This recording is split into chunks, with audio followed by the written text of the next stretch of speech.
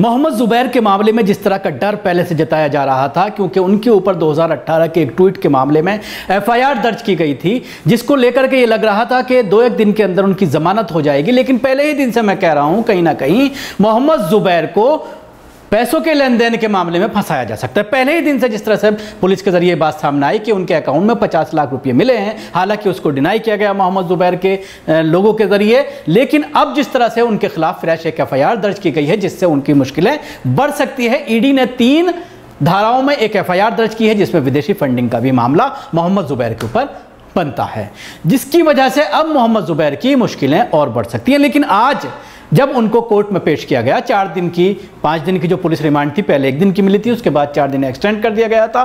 5 दिन की police remand के बाद जब मोहम्मद ज़ुबैर को आज कोर्ट में पेश किया गया, तो उस वक्त दिल्ली पुलिस ने अपना पक्ष वहां पर रखा और यह कहा कि अब हमें फर्दर रिमांड की जरूरत नहीं है।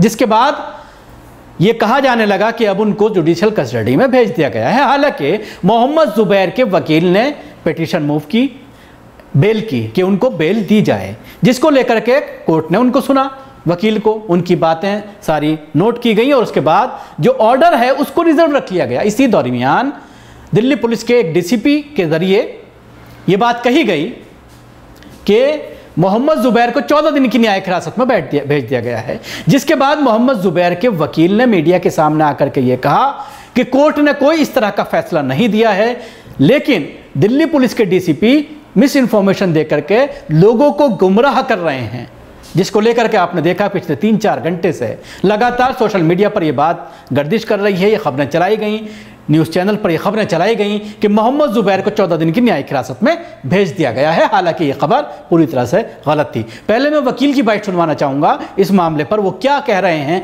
किस तरह की बात इस पूरे मामले को लेकर ज़ुबैर के जो वकील हैं वो कह रहे हैं। बहस हुई थी, बहस के बाद जज साहब ने मैटर को रिजर्व किया था जजमेंट। हम अभी जजमेंट के लिए वेट कर रहे हैं। मैं मोहम्मद ज़ुबैर का काउंसलर हूँ, शौकत बैनर्जी। अभी तक जज साहब लंच के बाद बैठे नहीं है, but I am shocked to see that the DCP KPS Malhotra has leaked in the media कि हमारा बेल रिजेक्ट हो चुका है और 14 दिन का जेसी ग्रांट हुआ है। I have learned this by looking at Twitter posts of news channels who are running this news. There are certain law reporters who have done this news, and they are all citing KPS Malhotra as the source of this information. It is extremely scandalous, and it speaks of the status of rule of law in our country today. And even before the judicial magistrate has sat and pronounced the order, the police has leaked the order to the media. How KPS Malhotra knows what the order is beyond me, and this calls for serious introspection about the status of law. तो देखा आपने, ज़ुबैर के वकील इस पूरे मामले में Delhi police को घेरते हुए नजर आ रहे हैं और वो ये कह रहे हैं कि दिल्ली पुलिस ने मिस इन्फॉर्मेशन दी। ऐसी कोई खबर नहीं थी कि न्यायिक हिरासत में 14 दिन के लिए मोहम्मद ज़ुबैर को भेज दिया गया है, गलत इन्फॉर्मेशन दी। उसके बाद दिल्ली पुलिस को लगा कि ये गलत हो गया, अभी तक फैसला आया नहीं है, कोर्ट ने फैसले को रिजर्व रख लिया है। लेकिन हमारे जरिए इस तरह की बात कही गई और उम्मीद ये की जा रही है कि मंडे तक इस पूरे मामले पर फैसला आएगा।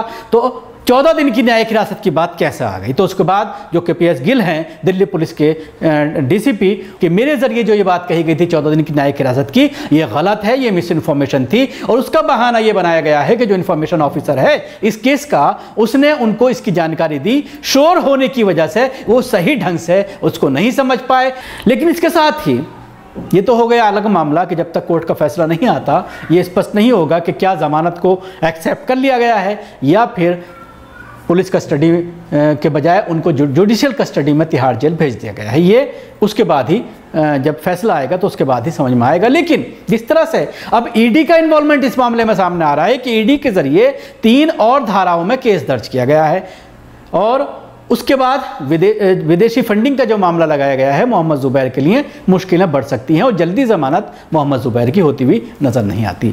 जिस तरह से ट्विटर पर अक्सर हम देखते थे कि मोहम्मद ज़ुबैर बहुत सक्रिय हैं, उनके ज़रिए बाकायदा अपने ऑफिस का एक बजट बताया जाता था कि पिछले 2-3 महीने से हम 22 लाख, 25 लाख या 30 लाख के खसारे में हैं, लोग हमारी आर्थिक मदद करें। उसके बाद 24 घंटे के अंदर वो अमाउंट जो 20 लाख से भी ज़्यादा होता था वो पूरा हो जाता था, उनको फंडिंग मिल जाती थी। और उसके बाद उनका एक ट्वीट आता था कि अब मजीद पैसे की ज़रूरत नहीं है, आप लोग अपनी फंडिंग रोक दीजिए। और उसके लिए बाकायदा उनके ज़रिए स्लिप वगैरह भी ट्विटर पर शेयर की जाती थी, उनका नाम को वो डिलीट करके। उनकी इन्फॉर्मेशन को डिलीट करके कि कौन है डोनर। तो उस मामले में उनसे पूरी जानकारी ली जा सकती है, और अगर जुबैर के पास पूरी तरह से ऑफिशियल रिकॉर्ड नहीं है एक डोनर का, तो उनकी मुश्किलें और ज़्यादा बढ़ सकती हैं, जिस तरह के इल्ज़ामात उनके ऊपर लगाए जा रहे हैं। पुलिस को भी मालूम है कि अगर मोहम्मद जुबैर को 2018 के पुराने ट्वीट के मामले में ही 2 धाराएं जिस तरह से IT एक्ट की लगाई गई हैं उसमें रखा गया तो मोहम्मद जुबैर की जल्द से जल्द जमानत हो जाएगी। लेकिन संघ और RSS मोहम्मद जुबैर को लंबा तिहाड़ जेल के पीछे, सलाखों के पीछे देखना चाहते हैं। लेकिन बीजेपी का जो खेल है उसको ख़राब करता हुआ जुबैर अक्सर नज़र आता है, और जिस तरह की चीज़ें उनके ज़रिए ट्वीट की जाती हैं, इन्फॉर्मेशन लाई जाती हैं, जो फर्जी ट्वीट हैं, फर्जी वीडियो हैं, उनका खुलासा किया जाता है, तो कहीं ना कहीं संघ, RSS और हिंदुत्ववादी तंजीमों का जो मकसद है 2 समाजों के दरमियान खाई पैदा करना, अपना वोट बैंक हासिल करना, वो मकसद उनका पूरा होता हुआ नजर नहीं आता, और उल्टा वो घिरते हुए नजर आते हैं, और लोग सोशल मीडिया पर उनको घेरते हैं, सवाल करते हैं। इसलिए वो ज़्यादा दिनों तक चाहेंगे कि सलाखों के पीछे मोहम्मद जुबैर रहे। अब ये देखने वाली बात होगी कि कोर्ट इस पूरे मामले पर क्या फैसला लेता है। शुक्रिया, आपको हमारी कोशिश कैसे लगी ज़रूर बताएं। हमारे यूट्यूब चैनल को सब्सक्राइब करना ना भूलें, इसके साथ ही बेल आइकन जरूर दबाएं। अगर आप ये वीडियो फेसबुक पर देख रहे हैं तो पेज को लाइक करें, उसके साथ ही फॉलो भी करें। धन्यवाद।